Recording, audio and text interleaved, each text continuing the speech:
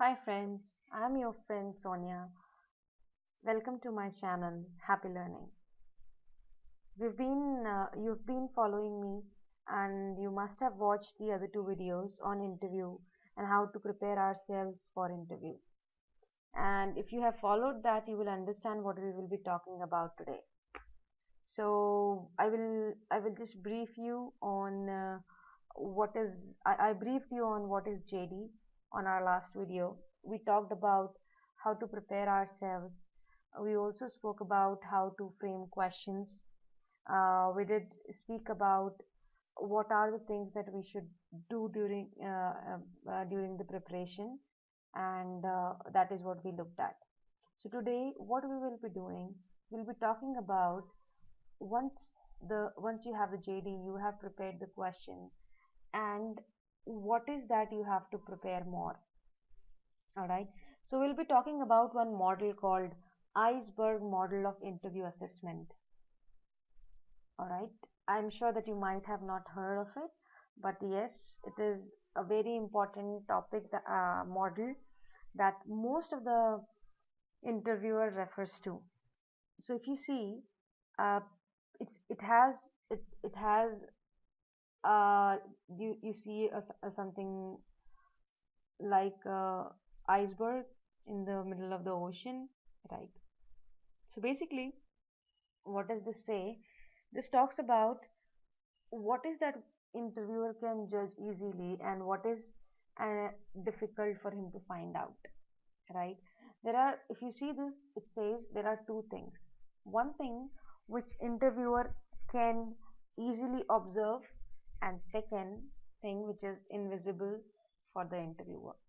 All right. So, so what do we believe? Okay, so there is something called skills that you should have, which should be there on your JD, and then you have skills which are good to have, sort of, yeah. So, basis your experience, basis your resume and your interview, they first see whether you can go ahead and give the company the result that they want. That means whether you can perform or not.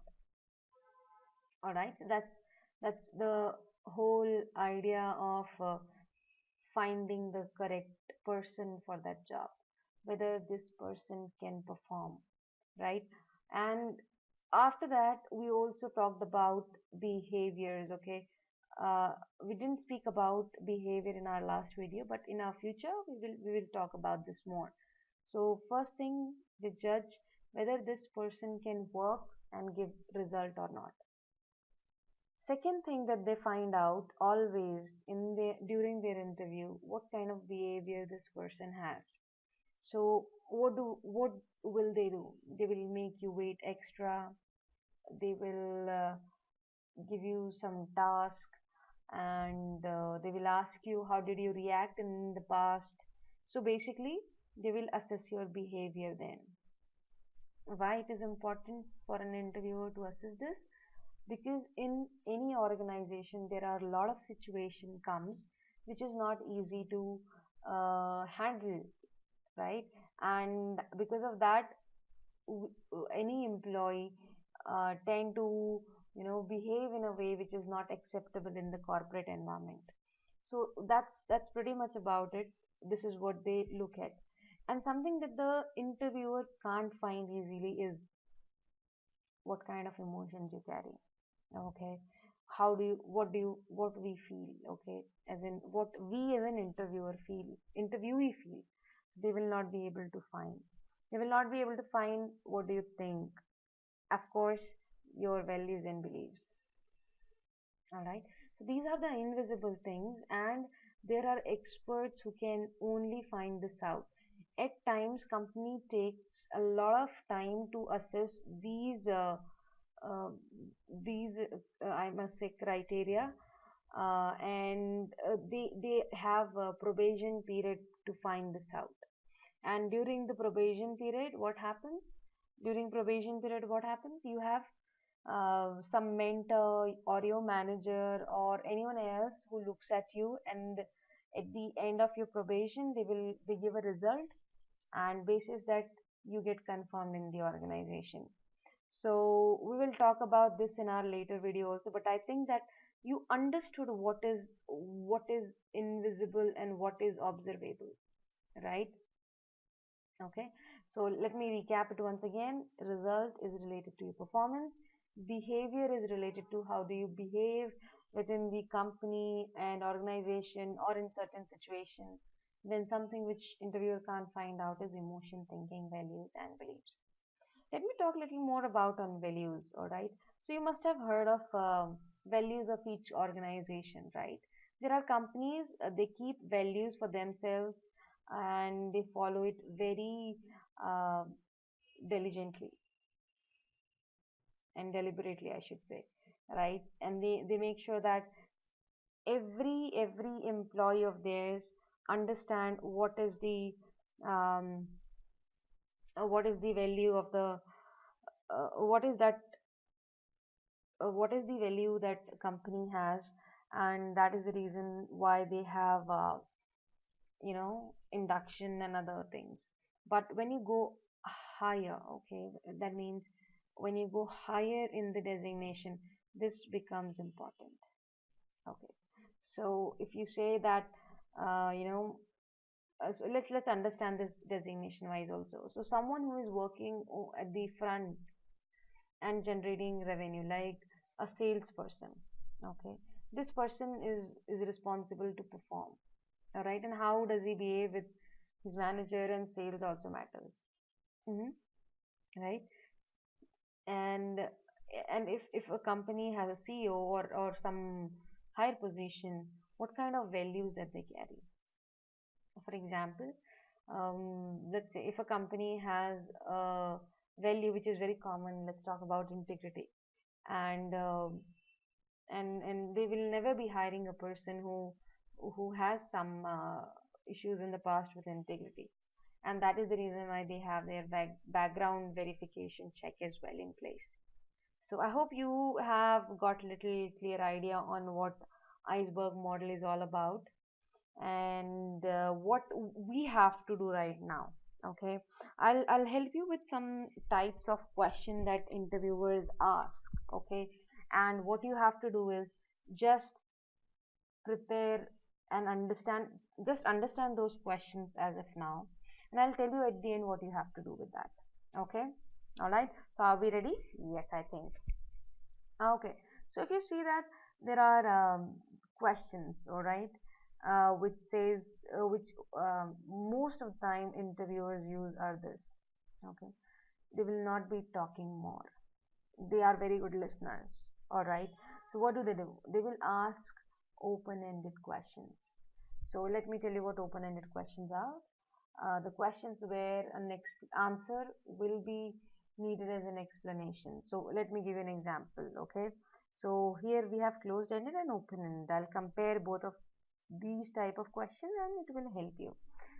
So close-ended questions are questions wherein the answer is either in yes, no, or in a sentence.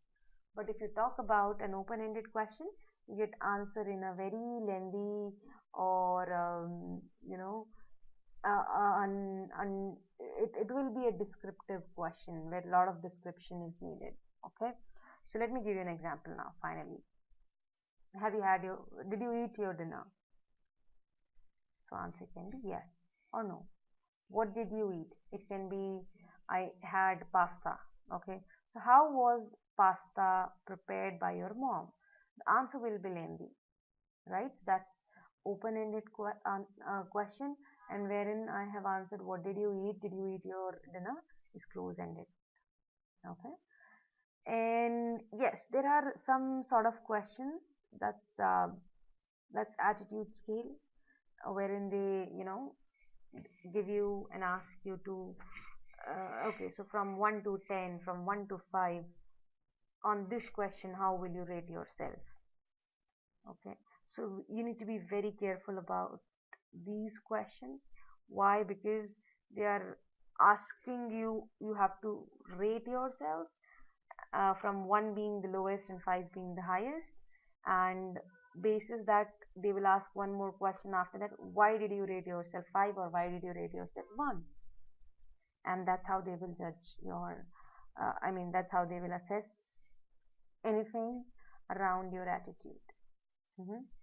Okay, so that's something that you have to understand while giving interviews. And what do interviewers also do? Okay, they never ask you leading question, wherein you just have to say, do you agree? And the answer is yes or no. So they don't ask such questions. They don't ask multiple questions at a time. They ask one question at a time. Why? Because they want to understand you clearly. They want to assess you clearly. And they don't make situation complicated. Okay. So they ask simple questions. So what we have to do from here?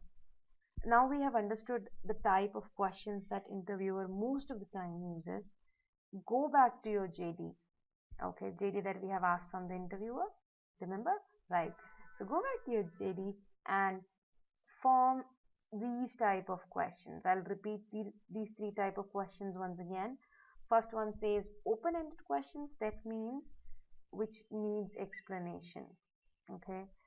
Close-ended, wherein the answer is only yes or no. And you have then scale-wise questions, wherein you have to rate yourself and you have to answer why you have rated yourself that particular number. All right. So thanks for watching my video, and please encourage me to share my learning by subscribing and following up my channel. Do comment if you liked, and share your feedback. Of course, I would work on the video quality, as well as I would work on the on my voice quality too. So all the best for your interview, and happy learning. Thanks for watching my video.